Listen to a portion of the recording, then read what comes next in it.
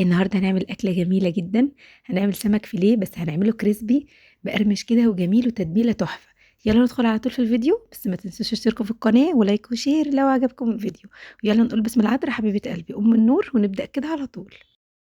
أول حاجة عندي هنا سمك فيليه، طبعًا ده كان متجمد فطلّعته وفك من التلج خالص، وبعد كده سِبته لمّا يتصفى تمامًا من المَيّة، وهابتدي أقطّعه كده مكعبات بس طويلة شوية، مش مكعبات اللي هي مكعبات اللي إحنا عارفينها دي، لأ بس تكون طويلة كده شوية، شكل المستطيل كده يعني. هاجيب أول حاجة كده البلانشة، وبعد كده هابتدي أقطّع على طول، القطعة دي هي اللي هتدّيني الشكل في الآخر اللي هو الكريسبي زي كريسبي الفراخ. طبعًا أنا لحد دلوقتي ما عملتش كريسبي الفراخ وقُلت لكم عليه وما نزّلتوش، بس إن شاء الله هانزّله بعد الفطار إن شاء الله إن عِشنا يعني. إن عِشنا هاعمل لكم كل حاجة، بس هو يعني كده أنا بانسى مش أكتر يعني. الوصفات بتاعة الشعر والحاجات دي بتخلّيني أنسى أي حاجة. المهم أنا قطّعت كده حوالي كانت سمكية ونُص، تتخيّلوا سمكية ونُص عملت الكمية دي كلّها، هتشوفوها في الآخر تجنّن، بأمانة بيجمع كده وحاجة عسل. طبعًا ما فيش غيري أنا بس اللي صايمة، فباعمل على قدّي، وكمان لو في حد برضه صايم معايا، الأكلة دي بتكفّي طبعًا، هتعمل كمية حلوة جدًا وهتشوفوها في الآخر. المهم عندي هنا توم مقطّعاه كده بالسكينة مش مفروم يعني، تقطيع كده بالسكينة كبير عادي. وعندي هنا بصلاية كبيرة بالعصير بتاعها بكل حاجة، وعندي هنا واحدة من المرقة، ومعلقة صغيرة كده من التوم بس صغيرة كده مليانة، وبصل وتوم بودرة، وعندي هنا نُص معلقة صغيرة فلفل أبيض ممكن تستبدليه بالفلفل الأسود، وعندي هنا معلقة صغيرة مليانة برضه توابل سمك، وكل حاجة هاعملهم مع بعض زي ما أنتم شايفين كده، هاخلّيهم يندمجوا كويس أوي، وكل التتبيلة تدخل في السمك الفيليه ويتبل كويس. بعد كده هاحط معلقة صغيرة من الكركم، ومعلقة صغيرة من البهارات العادية. ما تستغربوش من الحاجات اللي أنا باحطها، لكن هتدّي طعم حلو جدًا، علشان ممكن ناس تكتب يعني كده إيه كمية البهارات دي كلّها، ما فيش أي مشكلة على فكرة. المهم هاسيبها من ساعة لساعتين، وبعد كده هنرجع على طول نعمل الcover الخارجي اللي هيبقى مقرمش ده ويدّي شكل التعريجات كده. أول حاجة عندي هنا البهارات، عندي بابريكا وبهارات فراخ وبصل وتوم بودرة وكركم وملح ومرقة وبهارات لحمة، وكمان بهارات السمك، وكمان عندي معلقتين كبار كده من النشا. الناس اللي سألت على البهارات اللي أنا باستخدمها في الصيام بتقول لي فطاري والّا صيامي، ناس كتيرة بتوضّح للناس، يعني ناس في التعليقات بتوضّح للناس برضه في التعليقات إن دي فطاري، هي مش فطاري على فكرة، ولكن دي نكهات وحاجات وأعشاب مطحونة في بعضها، ما فيش حاجة فيها فطاري خالص. المهم بعد كده حطيت الملح والمرقة وكل التوابل مع بعض وباقلّب كويس أوي، وبعد كده هاخد كمية من الدقيق دي حوالي كده 3، 4 معالق كبار، هاعملهم عجينة، زي ما باعمل يعني زي ما أنتم شفتوني قبل كده، بس فيها إضافات طبعًا حاجات كده خاصة بالسمك، أنا مش هينفع أحطها في أي حاجة تانية، يعني الكمون وتوابل السمك والحاجات دي أنا طبعًا مش باحطها في أي أكلة تاني، لإن الكمون معروف كده بيدّي طعم تاني خالص للحاجة، فالعجينة اللي أنا باعملها المرّة دي مختلفة شوية عن كل مرّة، لإن فيها حاجات كده خاصة بالسمك.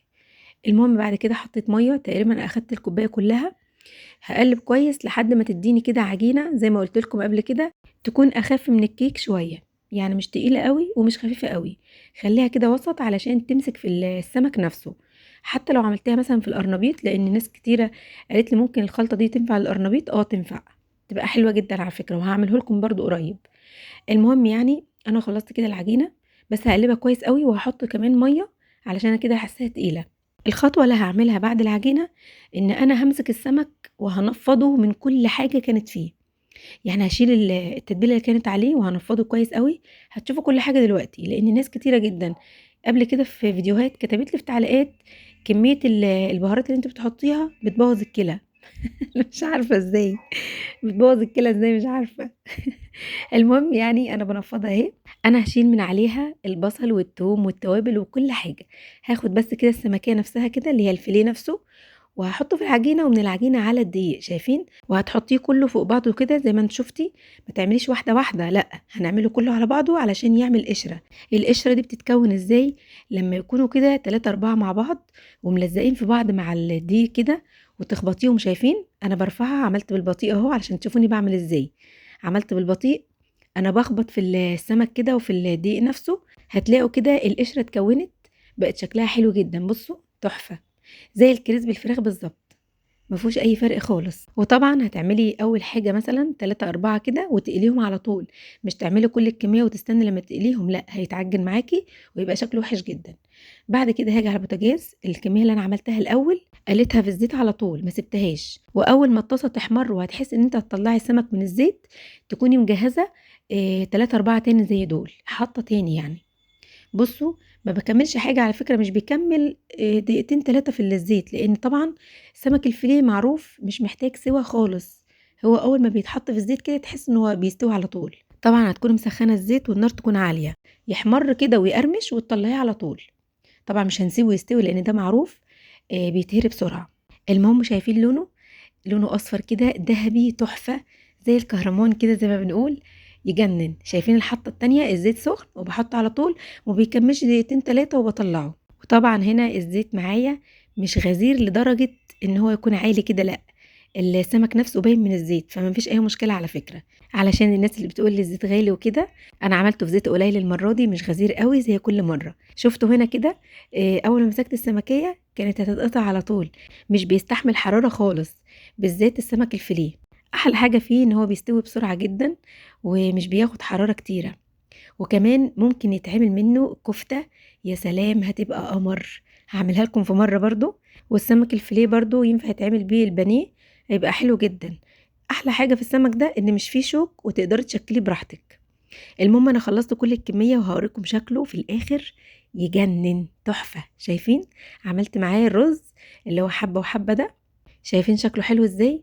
تحسوا كده إن كريسبي فراخ مش كريسبي سمك خالص. شايفين قمر، بأمانة قمر، تحفة كده. وبصوا عايزة أقول لكم عامل زي الزبدة كده من جوه، ما تخلوش النار تحمر فيه قوي، لا خلوه دهبي كده، وكمان علشان ما يستويش زيادة عن اللزوم. شايفين أنا باقول لكم هنا عملت رز حبة وحبة، ويا سلام بقى لو في طحينة يبقى كده كملت، شكله كده يفتح النفس ويجوّع. أنا قاعدة باسجّل الصوت وجُعت. جرّبوه بالطريقة دي وإن شاء الله هيعجبكم. وده كان فيديو النهارده، ما تنسوش تعملوا لايك وشير الفيديو إذا عجبكم واشتراك في القناة، كمان ما تنسوش تعملوا فولو على الصفحة بتاعتي على الفيسبوك. أشوفكم تاني قريب وباي باي.